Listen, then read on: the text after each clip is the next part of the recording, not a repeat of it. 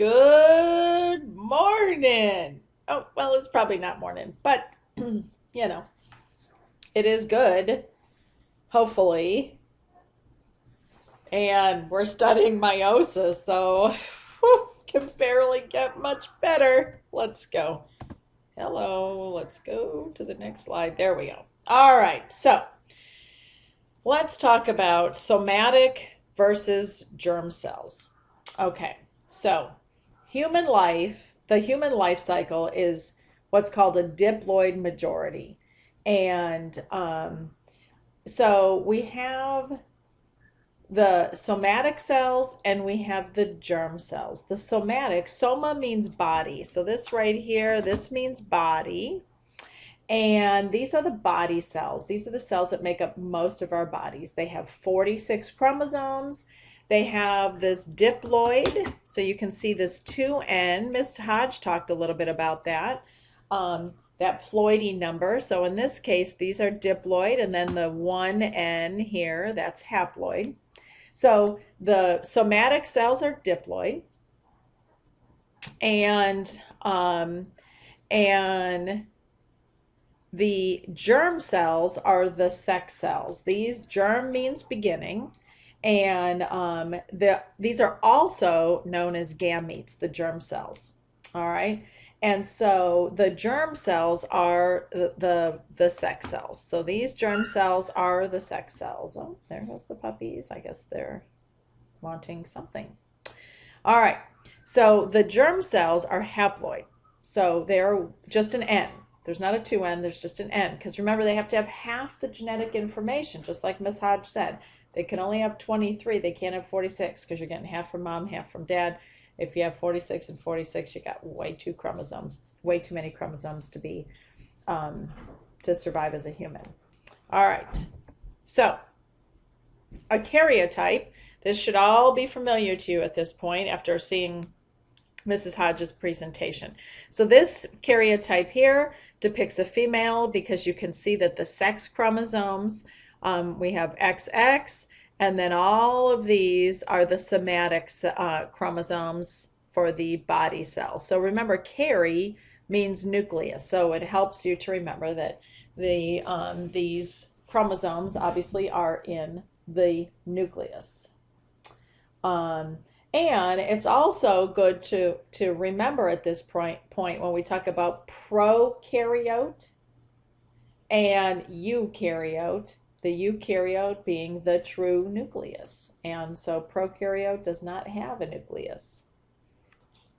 All right. And then this is what a male karyotype looks like. So again, you still have 1 through 22 of the chromosomes. You still have all the body chromosomes, all the somatic cells.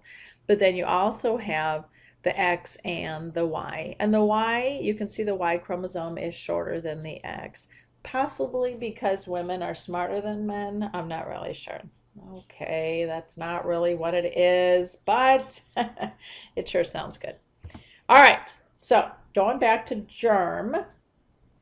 The germ cells are the sex cells. And this is the, here, all these little heads with the little squiggles, that's the sperm, and then they're all around the egg.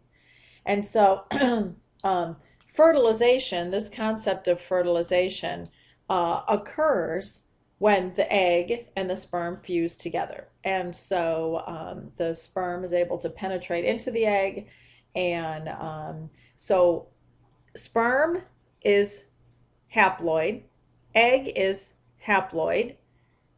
Once fertilization occurs, instantly diploid. All right, so that's a good.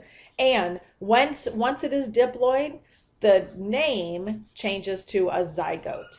And so the zygote goes on through the process of repeated mitosis, so rapid cell division, and that produces a new organism.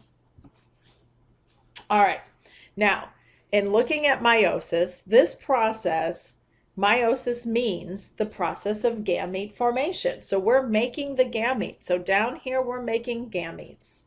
And it occurs in the sex organs of the organism. And those sex organs are called gonads. And this process has one DNA replication. So it has one DNA replication followed by two cell divisions.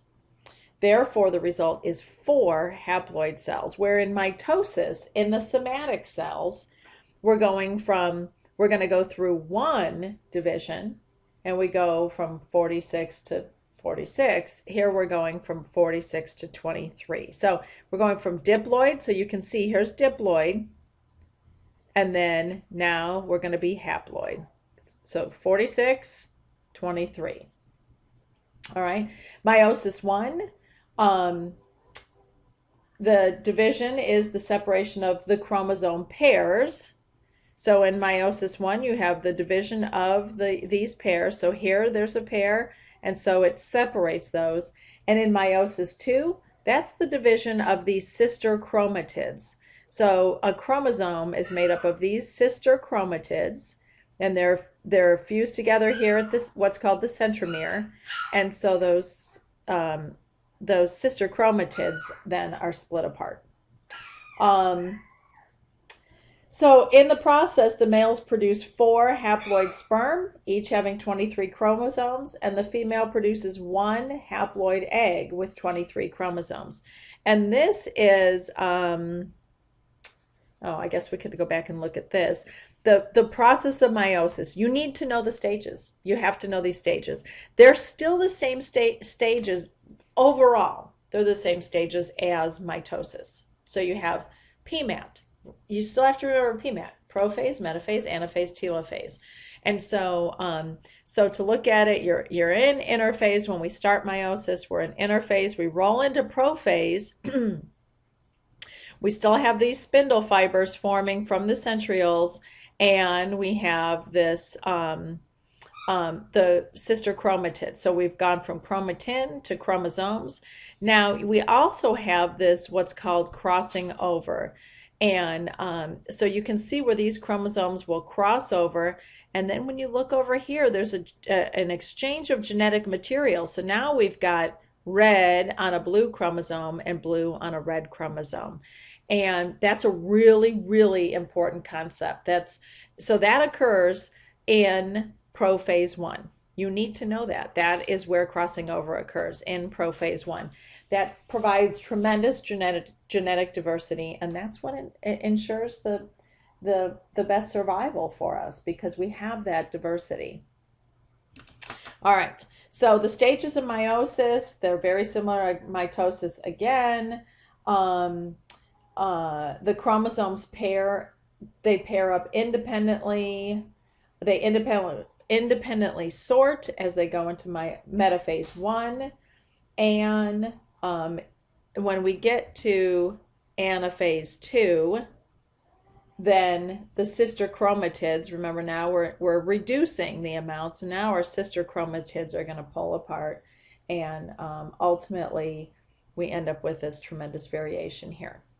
All right, so let's see, are we talking about this yet? Let me see where we're not. All right, so again, looking at back here, crossing over. So this is where the genetics, let me look here and see if there's anything else. Okay, so here we have, this is the variation is the outcome desired. Remember when we talked about asexual reproduction, it happens very quickly because you don't need to find a mate, you don't have to go through all that process, but there's no variability. So one big thing can wipe everyone out, like in the potato blight. But here, variation is the outcome. That's the desire that we want. That's the outcome that we desire. Okay, so here's what we call a tetrad, and tetra means 4. So we have this tetrad, and here's anaphase 1. Prophase 1, and this crossing over that occurs right here. And this is called a chiasma, and this is where the crossing over occurs, provides for that genetic variability. And then in metaphase 1, they're lined up, they're pulled apart. Once we get down here to metaphase 2, again, we're lined up here at the kinetochores, and then they're pulled apart into the gametes. All right, mitosis versus meiosis. The major differences, you want to know the differences between the two. Um, the number of divisions, mitosis has one division and meiosis has two divisions. The final products of each one, the mitosis is a cloned copy. It's an identical, they end up with identical daughter cells. All the skin cells are now more skin cells. They haven't changed into anything else. Chromosome number's the same, everything's the same. Meiosis, you have this variability that has occurred. And so now you end up with a variable haploid gamete. So now it's different. It's not an exact copy because we've had that crossing over that's occurred. And again, in meiosis, in prophase 1, this is where crossover occurs. There is no crossover in mitosis. We don't want variability. We want those to stay the same. And then also you have chromosome pairs in mitosis versus sister chromatids that separate in the second division there to reduce them to haploid. All right.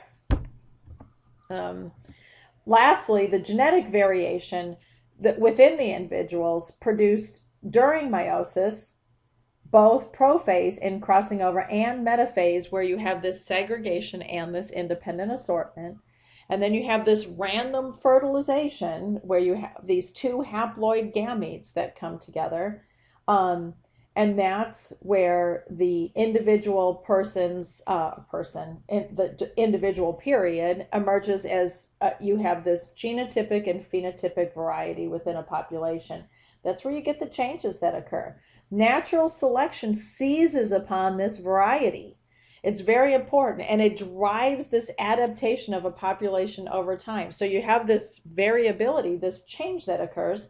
Sometimes it's not a good change, and sometimes it's really a good change. And so if it helps an organism to survive and reproduce, then it's probably going to be one that's going to stay around. And so we see this driving change that occurs over time. My goodness, I hate to end it because this is so fascinating and I know you can hardly stand it, but all good things must come to an end. Have a marvelous night.